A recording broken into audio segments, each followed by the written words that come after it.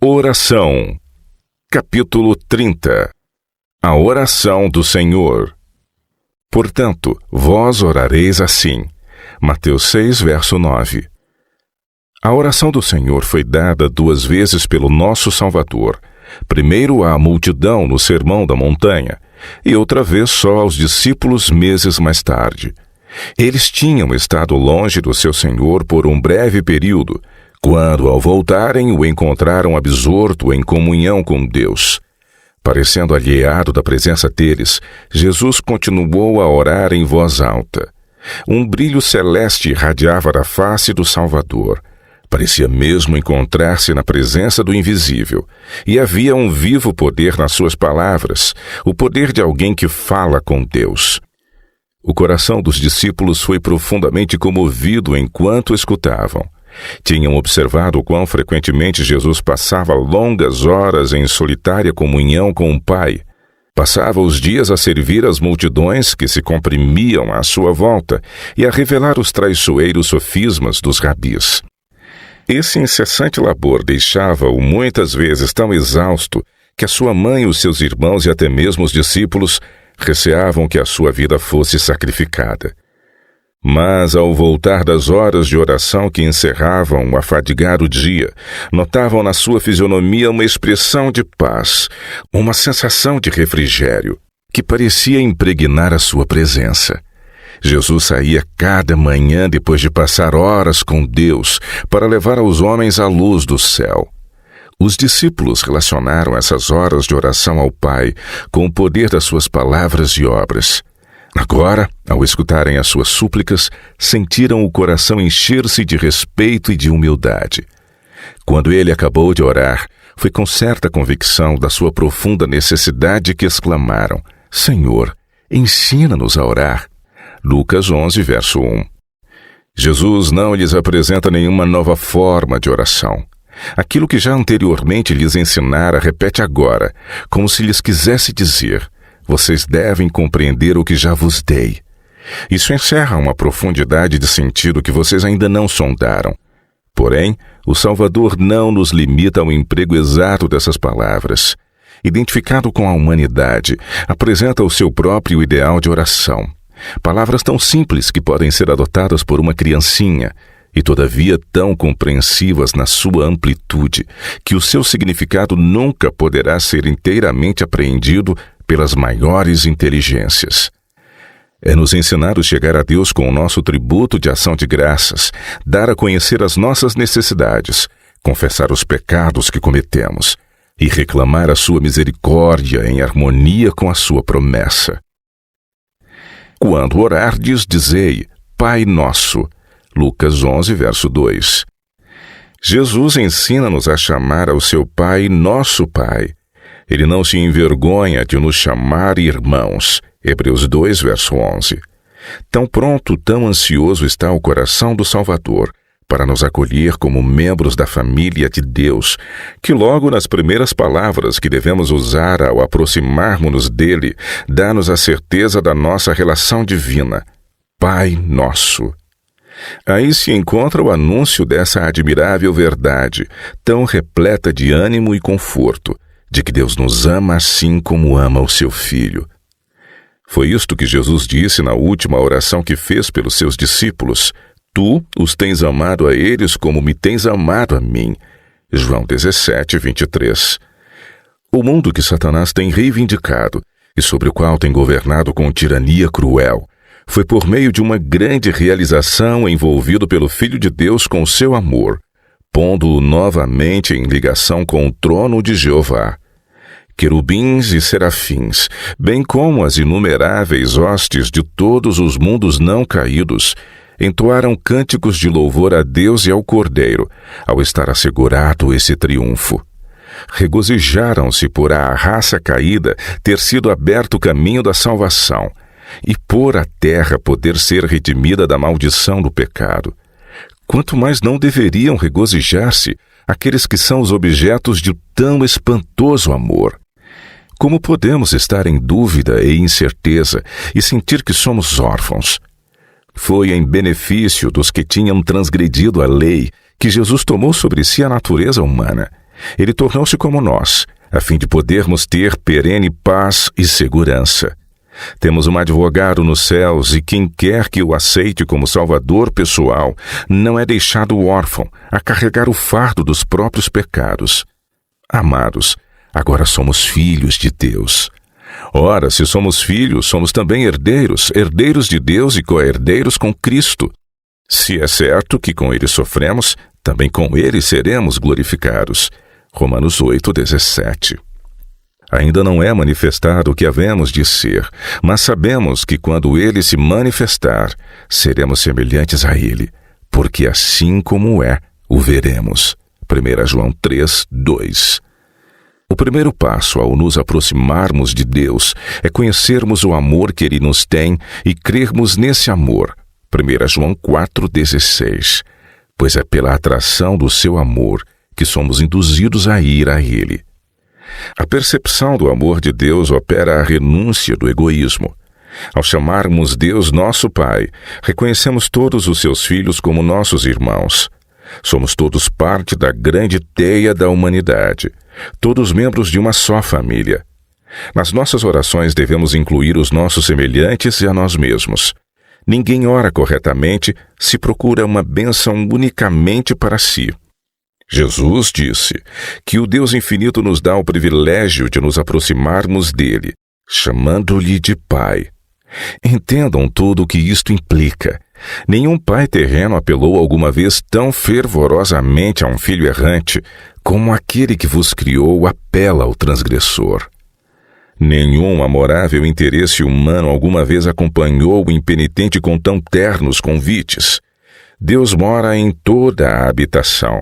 Ele ouve cada palavra proferida, cada oração que é feita, experimenta as dores e as decepções de cada alma, e está atento ao tratamento dispensado a pai, mãe, irmã, amigo e semelhante.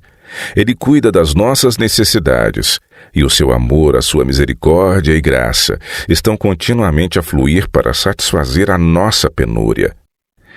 Mas se chamam a Deus vosso Pai, reconhecem-se como seus filhos, para serem guiados pela sua sabedoria e para serem obedientes em todas as coisas, sabendo que o seu amor é imutável. Aceitarão o seu plano para a vossa vida. Como filhos de Deus, manterão como objeto do vosso mais elevado interesse a sua honra, o seu caráter, a sua família, a sua causa. Alegrar-se-ão em reconhecer e honrar a vossa relação com o Pai e com cada membro da sua família. Alegrar-se-ão em praticar qualquer ato, por humilde que seja, que contribua para a sua glória ou para o bem-estar dos vossos semelhantes. Que estás nos céus, aquele a quem Cristo nos ordena considerar nosso Pai, está nos céus, faz tudo o que lhe apraz. Podemos repousar tranquilos no seu cuidado, dizendo: no dia em que eu temer, hei de confiar em ti. Salmo 115, verso 3 e 56, verso 3. Santificado seja o teu nome. Mateus 6, verso 9. Santificar o nome do Senhor requer que as palavras que usamos para falar do Ser Supremo sejam pronunciadas com reverência. Santo e tremendo é o seu nome. Salmo 111, verso 9. Nunca devemos, seja de que maneira for, tratar com leviandade os títulos ou nomes da divindade. Ao orar, penetramos na sala de audiência do Altíssimo e devemos ir à sua presença possuídos de santa reverência. Os anjos velam o rosto na sua presença. Os querubins e os santos serafins aproximam-se do seu trono com solene veneração. Quanto mais deveríamos nós, seres finitos e pecadores, apresentar-nos de modo reverente perante o Senhor, nosso Criador. Mas santificar o nome do Senhor quer dizer muito mais do que isso. Podemos, como os judeus dos dias de Cristo, manifestar exteriormente a maior reverência por Deus e, no entanto, profanar constantemente o seu nome. O nome do Senhor é misericordioso e piedoso, tardio em iras e grande em beneficência e verdade, que perdoa a iniquidade, a transgressão e o pecado. Êxodo 34, versos 5 a 7. Da Igreja de Cristo está escrito: este é o nome que lhe chamarão. O Senhor é nossa justiça. Jeremias 33:16. Este nome é dado a todo o seguidor de Cristo. É a herança do Filho de Deus. A família recebe o nome do Pai. O profeta Jeremias, num tempo de dolorosa tristeza e tribulação para Israel, orou: somos chamados pelo teu nome, não nos desampares. Jeremias 14:9. Este nome é santificado pelos anjos no céu e pelos habitantes dos mundos não caídos. Quando orarem, santificado seja o teu nome, pedem que Deus seja santificado neste mundo, santificado em vós. Deus reconheceu-vos como seus filhos perante homens e anjos. Orem para que não desonrem um bom nome que sobre vós foi invocado. Tiago 2, verso 7. Deus envia-nos ao mundo como seus representantes. Em cada ato da vida devem tornar manifesto o nome de Deus. Esta oração é um convite para que possuam o caráter dele. Não podem santificar o seu nome, nem podem representá-lo perante o mundo, a menos que na vossa vida e no vosso caráter representem a própria vida e o caráter de Deus. Só podem fazer isto pela aceitação da graça e da justiça de Cristo. Venha o teu reino. Mateus 6, verso 10. Deus é o nosso Pai, que nos ama e que cuida de nós como seus filhos. É também o grande Rei do universo. Os interesses do seu reino são os nossos interesses, e nós devemos trabalhar pela sua edificação. Os discípulos de Cristo esperavam a vinda imediata do reino da sua glória. Mas ao dar-lhes esta oração, Jesus ensinou que o reino não devia ser então estabelecido. Deviam orar pela sua vinda como um acontecimento ainda no futuro. Mas esta petição era também uma garantia para eles. Embora não devessem esperar a vinda do reino nos seus dias, o fato de Jesus ter recomendado que orassem por ela constitui prova de que no tempo designado por Deus o reino virá realmente. O reino da graça de Deus está a ser estabelecido agora, à medida que dia após dia os corações que têm estado cheios de pecado e de rebelião se rendem à soberania do seu amor. Mas o completo estabelecimento do reino da sua glória só ocorrerá na segunda vinda de Cristo ao mundo. O reino e o domínio, e a majestade dos reinos debaixo de todo o céu, serão dados ao povo dos santos do Altíssimo. Daniel 7, 27. Eles herdarão o reino que lhes foi preparado desde a fundação do mundo. Mateus 25, 34. E Cristo assumirá o seu grande poder e reinará. As portas celestiais tornarão a levantar-se, e com miríades de miríades e milhares de santos, o nosso Salvador sairá como Rei dos reis e Senhor dos senhores. Jeová Emanuel será rei sobre toda a terra. Naquele dia, um será o Senhor e um será o seu nome. Zacarias 14, verso 9. O tabernáculo de Deus estará com os homens, pois com eles habitará e eles serão o seu povo, e o mesmo Deus estará com eles e será seu Deus. Apocalipse 21, verso 3. Contudo, antes dessa vinda, Jesus disse: este evangelho do reino será pregado em todo o mundo em testemunho a todas as gentes. Mateus 24, 14. O seu reino não virá enquanto as boas novas da sua graça não tiverem sido levadas a toda a terra. Assim, quando nos entregamos a Deus e ganhamos outras pessoas para Ele, apressamos a vinda do seu reino. Só aqueles que se consagram ao seu serviço dizendo: eis-me aqui, envia-me a mim, Isaías 6, verso 8, para abrir os olhos cegos, para desviar homens das trevas para a luz e do poder de Satanás para Deus, a fim de que recebam a remissão dos pecados e herança entre os que são santificados. Atos 26, 18, só esses oram com sinceridade: venha o teu reino. Seja feita a tua vontade, assim na terra como no céu. Mateus 6, verso 10. A vontade de Deus expressa-se nos preceitos da sua santa lei. Os princípios dessa lei são os mesmos princípios do céu.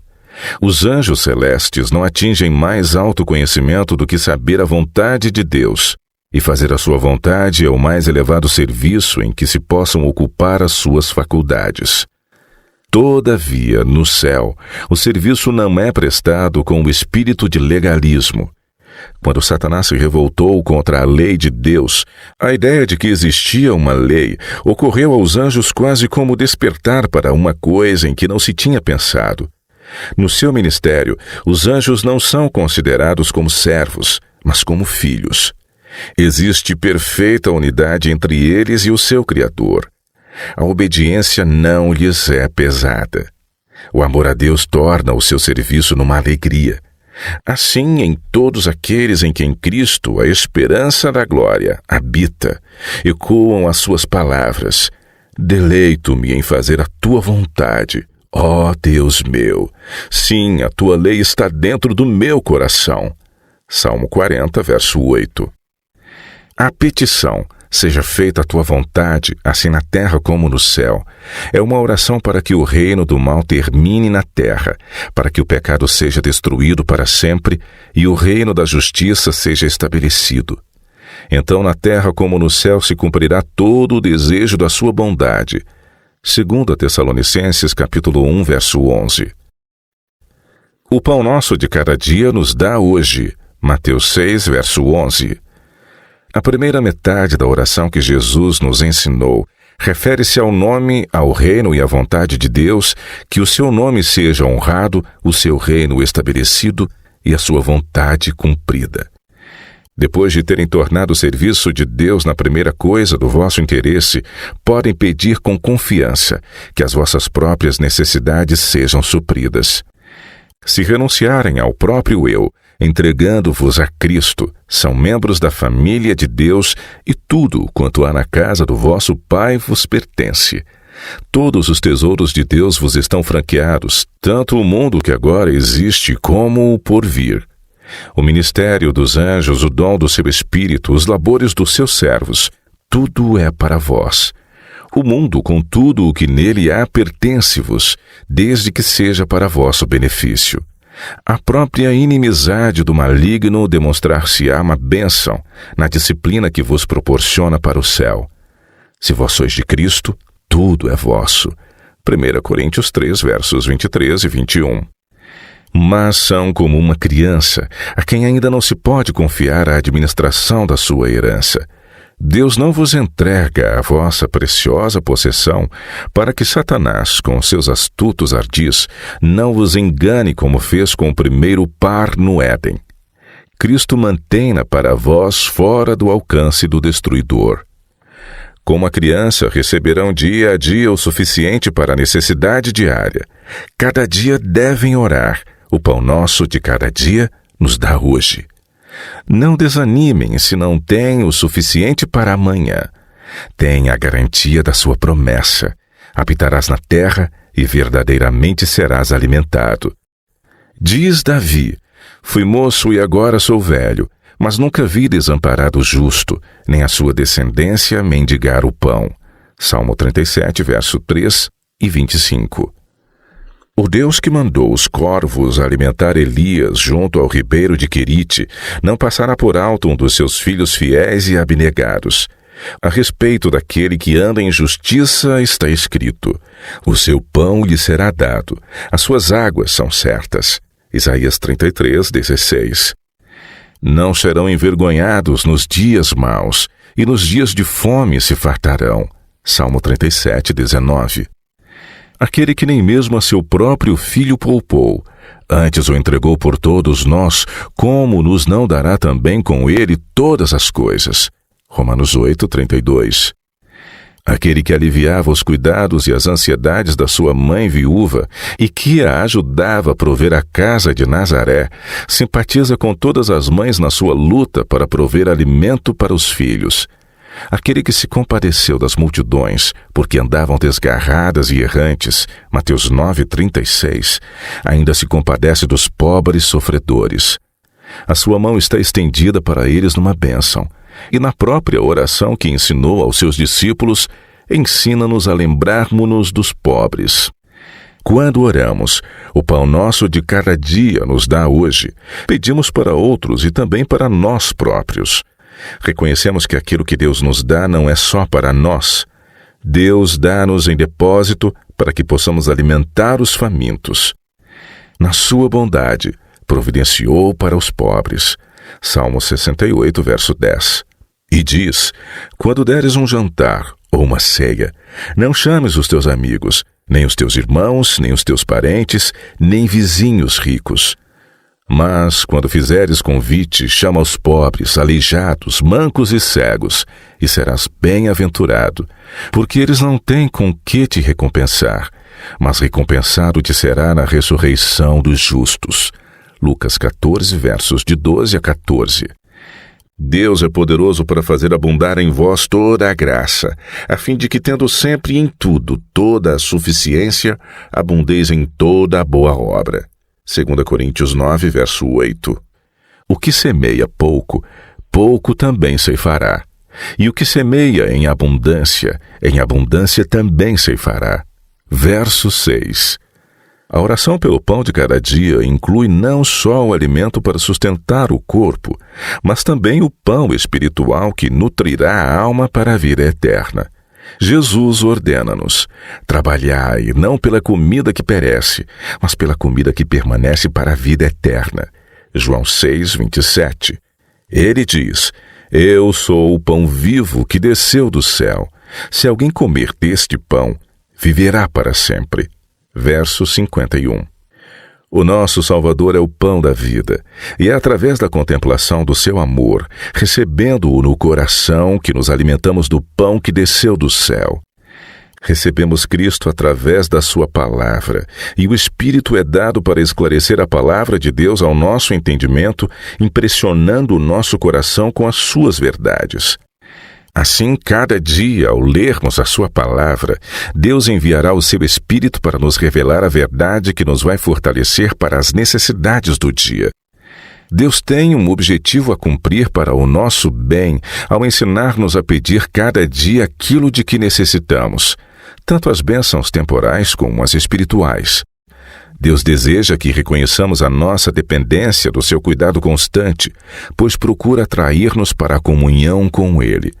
Nessa comunhão com Cristo, através da oração e do estudo das grandes e preciosas verdades da sua palavra, como almas famintas seremos alimentados e saciados, como os que têm sede, seremos refrescados na fonte da vida. E perdoa-nos os nossos pecados, pois também nós perdoamos a qualquer que nos deve. Lucas 11, 4. Jesus ensina-nos que só poderemos receber o perdão de Deus na medida em que perdoarmos aos outros. É o amor de Deus que nos atrai para Ele, e esse amor não nos pode tocar o coração sem criar amor pelos nossos irmãos. Depois de terminar a oração do Senhor, Jesus acrescentou: se perdoardes aos homens as suas ofensas, também vosso Pai Celestial vos perdoará a vós. Se, porém, não perdoardes aos homens as suas ofensas, também o vosso Pai não perdoará as vossas ofensas. Aquele que não perdoa destrói o próprio canal pelo qual unicamente pode receber misericórdia de Deus. Não devemos pensar que, a menos que os que nos prejudicaram confessem o mal, estamos justificados ao privá-los do nosso perdão. É dever deles, sem dúvida, humilhar o coração pelo arrependimento e pela confissão. No entanto, devemos ter um espírito de compaixão para com os que pecaram contra nós, quer confessem, quer não as suas faltas. Não importa quão dolorosamente nos tenham ferido, não devemos acariciar os nossos ressentimentos, simpatizando conosco mesmos pelos males que nos são causados, mas, como esperamos que nos sejam perdoadas as nossas ofensas contra Deus, devemos perdoar a todos os que nos têm feito mal. O perdão, porém, tem um sentido mais amplo do que muitos supõem. Dando a promessa de que perdoará abundantemente, Deus acrescenta como se o significado dessa promessa excedesse tudo o que pudéssemos compreender. Os meus pensamentos não são os vossos pensamentos, nem os meus caminhos os vossos caminhos, diz o Senhor. Porque assim como os céus são mais altos do que a terra, assim são os meus caminhos mais altos do que os vossos caminhos, e os meus pensamentos mais altos do que os vossos pensamentos. Isaías 55, versos 8 e 9. O perdão de Deus não é meramente um ato judicial pelo qual Ele nos liberta da condenação. É não somente o perdão pelo pecado, mas livramento do pecado. É o transbordar do amor redentor que transforma o coração. Davi tinha a verdadeira concepção do pecado ao orar: cria em mim, ó Deus, um coração puro, e renova em mim um espírito reto. Salmo 51, verso 10. E no outro lugar ele diz: quanto está longe o Oriente do Ocidente, assim Deus afasta de nós as nossas transgressões. Salmo 103, verso 12. Deus, em Cristo, deu-se pelos nossos pecados. Sofreu a cruel morte de cruz, carregou por nós o peso da culpa, o justo pelos injustos, a fim de poder manifestar-nos o seu amor e atrair-nos a si. Ele diz: sede uns para com os outros benignos, misericordiosos, perdoando-vos uns aos outros, como também Deus vos perdoou em Cristo. Efésios 4:32. Que Cristo, a vida divina, habite em vós e manifeste por vosso intermédio o amor de origem celestial que irá inspirar esperança ao desalentado e levar paz ao coração ferido pelo pecado. Ao aproximarmos-nos de Deus, esta é a condição que temos de satisfazer a entrada, que, recebendo misericórdia da sua parte, nos entreguemos a nós mesmos para revelarmos aos outros a sua graça. O elemento essencial para que possamos receber e comunicar o amor perdoador de Deus é conhecer o amor que Ele nos tem e crer nesse amor. 1 João 4,16. Satanás opera por meio de todo o engano de que pode dispor, a fim de não distinguirmos esse amor. Levar-nos a pensar que as nossas faltas e transgressões têm sido tão ofensivas que o Senhor não tomará em consideração as nossas orações e não nos abençoará nem salvará. Em nós mesmos não podemos ver nada senão fraqueza, nada que nos recomende a Deus. E Satanás diz-nos que não vale a pena, não podemos remediar os nossos defeitos de caráter. Quando tentamos ir ter com Deus, o inimigo segreda. Não adianta orares. Não praticaste aquela má ação? Não pecaste contra Deus e não violaste a tua consciência? Temos, porém, o direito de dizer ao inimigo que o sangue de Jesus Cristo, seu Filho, nos purifica de todo o pecado. 1 João 1, verso 7. Quando sentimos que pecamos e que não nos é possível orar, é o momento de orar. Talvez nos sintamos envergonhados e profundamente humilhados. Devemos, porém, orar e crer. Esta é uma palavra fiel e digna de toda aceitação, que Cristo veio ao mundo para salvar os pecadores, dos quais eu sou o principal. 1 Timóteo 1, verso 15. O perdão, a reconciliação com Deus, não nos é concedido como recompensa pelas nossas obras. Não é outorgado em virtude dos méritos de homens pecadores, mas é uma dádiva que nos é feita, a qual tem na imaculada justiça de Cristo o fundamento da sua concessão. Não devemos procurar diminuir a nossa culpa, desculpando o pecado. Temos de aceitar a divina avaliação do pecado, e essa é muito pesada. Só o Calvário pode revelar a terrível enormidade do pecado. Se tivéssemos de suportar a nossa própria culpa, ela esmagar-nos-ia. Mas o inocente tomou o nosso lugar. Embora não o merecesse, carregou a nossa iniquidade. Se confessarmos os nossos pecados, Deus é fiel e justo para nos perdoar os pecados e nos purificar de toda injustiça. 1 João 1, verso 9. Gloriosa verdade, justo para com a lei, e todavia justificador de todos quantos acreditam em Jesus. Quem, ó Deus, é semelhante a ti, que perdoas a iniquidade e que te esqueces da rebelião do restante da tua herança? O Senhor não retém a sua ira para sempre, porque tem prazer na benignidade. Miqueias 7, verso 18. E não nos deixes cair em tentação, mas livra-nos do mal. Mateus 6, verso 13. A tentação é um estímulo para pecar. E isto não procede de Deus, mas de Satanás e do mal que há no nosso próprio coração. Deus não pode ser tentado pelo mal e a ninguém tenta. Tiago 1, verso 13. Satanás procura levar-nos à tentação para que o mal que existe no nosso caráter se revele perante os homens e os anjos, para que ele possa reclamar-nos como seus.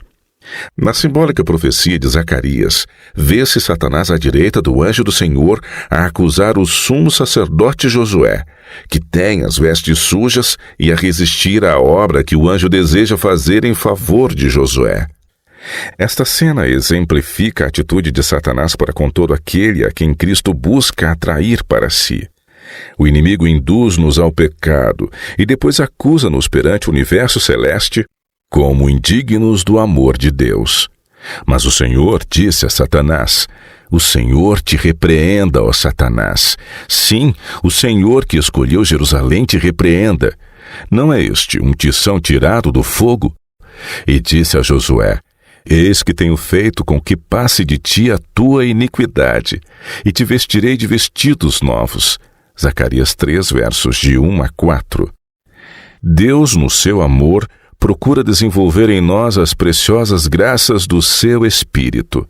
Permite que enfrentemos obstáculos, perseguições e vicissitudes, não como uma maldição, mas como a maior bênção da nossa vida. Toda a tentação resistida, toda a prova corajosamente suportada, trazem-nos uma nova experiência, ajudando-nos a progredir na obra da edificação do caráter. Aquele que resiste à tentação pelo poder divino revela ao mundo e ao universo celeste a eficácia da graça de Cristo. Mas, embora não nos devamos desencorajar com a provação, por mais severa que seja, devemos pedir a Deus que não permita que sejamos induzidos a uma situação tal em que os maus desejos do nosso coração nos arrastem. Ao fazermos a oração que Jesus nos ensinou, submetemos a orientação de Deus pedindo-lhe para nos guiar por caminhos seguros. Não podemos fazer essa oração com sinceridade e, ao mesmo tempo, seguirmos qualquer caminho da nossa própria escolha. Devemos esperar que a sua mão nos conduza, devemos ouvir a sua voz a dizer: "Este é o caminho, andai nele." Isaías 30, 21. É perigoso determos-nos a considerar as vantagens que poderíamos obter ao cedermos às sugestões de Satanás. O pecado implica desonra e ruína para todos aqueles que com ele condescendem. A sua índole é cegar e iludir, aliciando-nos com perspectivas lisonjeiras. Caso nos aventuremos no terreno do inimigo, não temos qualquer garantia de proteção contra o seu poder. É nosso dever, no que de nós depender, fecharmos toda a entrada pela qual ele possa encontrar acesso a nós. A súplica, "Não nos deixes cair em tentação", é em si mesma uma promessa. Se nos entregamos a Deus, temos a certeza de que Ele vos não deixará tentar acima das vossas forças. Pelo contrário, juntamente com a tentação dará também o escape, para que a possam suportar. 1 Coríntios 10, verso 13. A única salvaguarda contra o mal é a presença de Cristo no coração, através da fé na sua justiça. É devido ao egoísmo no nosso coração que a tentação tem poder sobre nós. No entanto, ao contemplarmos o grande amor de Deus, o egoísmo apresenta-se-nos no seu horrível e repugnante caráter, e o nosso desejo é vê-lo expulso do coração. À medida que o Espírito Santo glorifica Cristo, o nosso coração é suavizado e conquistado, as tentações perdem força e a graça de Cristo transforma o caráter. Cristo nunca abandonará aquele por quem morreu. A pessoa poderá deixá-lo e ser vencida pela tentação. Cristo, porém, não se pode nunca desviar daquele por quem pagou o resgate com a própria vida. Se a nossa visão espiritual fosse revigorada, veríamos pessoas vergadas sobre a opressão e sobrecarregadas de profundo sofrimento, como que esmagadas com uma carroça sob os feixes e prestes a morrer em desalento. Veríamos anjos a voar rapidamente em auxílio desses tentados, que parecem estar à beira de um precipício. Os anjos celestes afastam as hostes malignas que cercam essas pessoas e levam-nas a pôr os pés no firme fundamento. As batalhas travadas entre os dois exércitos são tão reais como os combates entre os exércitos deste mundo, e do resultado do conflito dependem destinos eternos. Como a Pedro é-nos dirigida a palavra. Satanás vos pediu para vos ir andar como trigo, mas eu roguei por ti, para que a tua fé não desfaleça. Lucas 22, versos 31 e 32. Graças a Deus não somos deixados sozinhos. Aquele que amou o mundo de tal maneira que deu seu Filho unigênito, para que todo aquele que nele crê não pereça, mas tenha a vida eterna. João 3,16. Não nos abandonará na batalha contra o adversário de Deus e do homem. Eis, diz ele, que vos dou poder para pisar serpentes e escorpiões e toda a força do inimigo, e nada vos fará mal algum. Lucas 10:19. Vivam em contato com o Cristo vivo, e ele vos segurará firmemente com uma mão que nunca vos soltará. Conheçam e creiam no amor que Deus nos tem, e estarão seguros. Esse amor é uma fortaleza inexpugnável contra todos os enganos e assaltos de Satanás. Torre forte é o nome do Senhor. Para ela correrá o justo e estará em alto retiro. Provérbios 18, verso 10. Porque teu é o reino, e o poder e a glória. Mateus 6:13. A última frase da oração do Senhor, tal como a primeira, revela Deus o Pai como estando acima de todo o poder e de toda a autoridade, e de todo o nome que se nomeia. O Salvador contemplou os anos que se estendiam diante dos seus discípulos, não como tinham sonhado, com o brilho da prosperidade e da honra mundanas, mas obscurecidos pelas tempestades do ódio humano e da ira satânica. Por entre os conflitos e as ruínas nacionais, os passos dos discípulos seriam rodeados de perigos, muitas vezes com o coração oprimido de temor.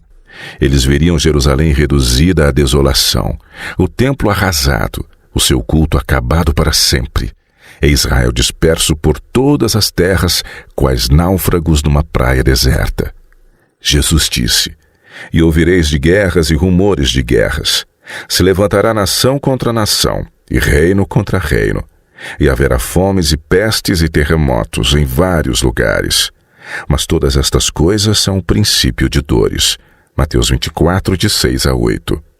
Contudo, os seguidores de Cristo não deviam temer que a sua esperança ficasse perdida, ou que Deus tivesse abandonado a terra.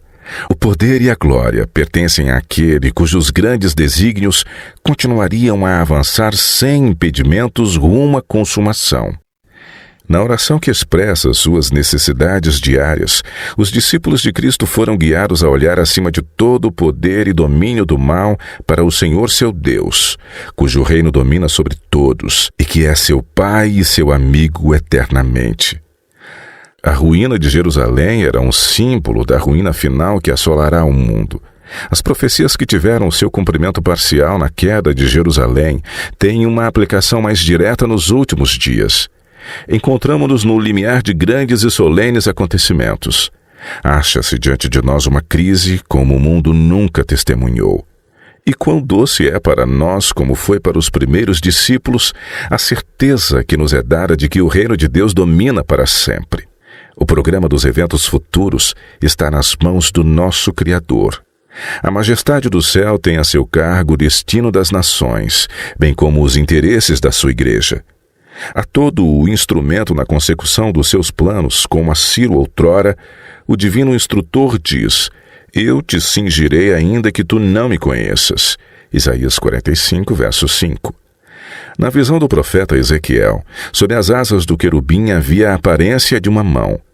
Isto deve ensinar aos seus servos que é o poder divino que lhes confere o êxito. Aqueles a quem Deus emprega como seus mensageiros não devem pensar que a sua obra depende deles. Não é permitido que os seres finitos carreguem esse peso de responsabilidade. Aquele que não tosqueneja, que opera continuamente pelo cumprimento dos seus desígnios, há de levar avante a sua obra. Ele embargará as intenções dos ímpios e confundirá os conselhos dos que tramam maldades contra o seu povo. Aquele que é o Rei, o Senhor dos exércitos, senta-se entre os querubins e, por entre a contenda e o tumulto das nações, continua a guardar os seus filhos. Aquele que reina nos céus é o nosso Salvador. Avalia cada provação, vigia o fogo da fornalha que há de provar cada pessoa. Quando forem derrubadas as fortalezas dos reis, quando as setas da ira penetrarem no coração dos seus inimigos, o seu povo encontrar-se-á salvo nas suas mãos. Teu, Senhor, é o poder, a grandeza, a honra, a vitória e a majestade, porque teu é tudo quanto há nos céus e na terra. Na tua mão há força e poder. Contigo está o engrandecer e a tudo dar força. 1 Crônicas 29, 11 e 12.